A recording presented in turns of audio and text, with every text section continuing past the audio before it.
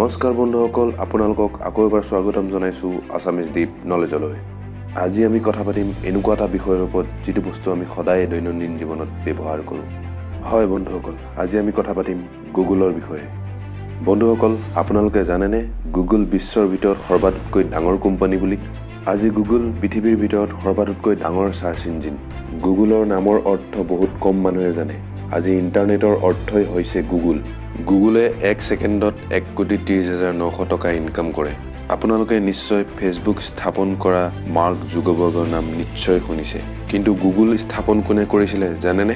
তেওঁলোকৰ নাম হৈছে লেৰী পেজ আৰু চাৰ্জি ব্ৰেইন। গুগলৰ 40খনকৈ দেশত 70টাতকৈও অধিক অফিচ আছে আৰু এইটো নিজৰ ওপৰতে এটা ডাঙৰ উপলব্ধি। গুগলে বিগত 12 বছৰত 127টা কোম্পানীক কিনি ল'লে। এতিয়া অনুমান কৰিব পাৰিছে গুগল কিমান ডাঙৰ কোম্পানী। গুগলত বৰ্তমান 47,000তকৈও অধিক কৰ্মচাৰীয়ে কাম কৰে, কিন্তু এতিয়ালৈকে গুগলৰ প্ৰায়খিনি কৰ্মচাৰী আৰবপতি বনিছে।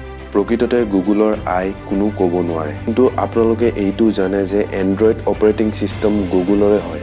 কিন্তু এইটো আপোনালোকে জানেনে প্ৰত্যেক 4-5টা ফোনত এণ্ড্ৰইড অপাৰেটিং চিষ্টেম চলে বুলি? গুগলৰ নিজৰ হেড অফিচত প্ৰায় 200 ছাগলীক ঘাঁহ খাবলৈ ৰখা হৈছে। হয় বন্ধুসকল, আপোনালোকে ঠিকেই শুনিছে। আচলতে গুগলে নিজৰ অফিচৰ বাহিৰত থকা ঘাঁহ কাটিবলৈ মেচিনৰ ব্যৱহাৰ নকৰে, কাৰণ ইয়াৰ পৰা ওলোৱা শব্দ আৰু ধোঁৱাই তাত কাম কৰা কৰ্মচাৰীসকলৰ কাম কৰিবৰ বাবে অসুবিধা হয়। প্ৰত্যেক সপ্তাহত গুগলত 20,000ৰো অধিক মানুহে জব এপ্লাই কৰে। গুগলৰ 95% ইনকাম গুগলৰ দ্বাৰা প্ৰকাশিত বিজ্ঞাপনৰ দ্বাৰা আহে। আপোনালোকে প্ৰায়ে ভাবে গুগল শব্দটো ক'ৰ পৰা আহিছে। আচলতে 1ৰ পিছত 100 শূন্য লাগিলে যিটো সংখ্যা হয় তাক গুগল কোৱা হয়, আৰু এইটো শব্দৰ পৰাই আহিছে গুগল। এতিয়া আপোনালোকে ভাবিছে গুগলৰ নাম গুগল কিয় নহ'ল? গুগলৰ যিটো নাম সেইটো এটা স্পেলিং মিষ্টেক। টাইপ কৰাৰ সময়ত গুগলৰ জেগাত গুগল হৈ গ'ল। গুগলে ইউটিউবক 2006 চনত $1.65 বিলিয়ন US কিনিছিল, আৰু এতিয়া ইউটিউবক সমগ্ৰ বিশ্বত প্ৰত্যেক মাহত 6 আৰব ঘণ্টা চোৱা হয়। আপোনালোকে জানেনে গুগলক প্ৰত্যেক ছেকেণ্ডত 7,000তকৈ অধিক চাৰ্চ কৰা হয়। 2010ৰ পিছত গুগলৰ প্ৰতি সপ্তাহে এটা কোম্পানী কিনি লয়।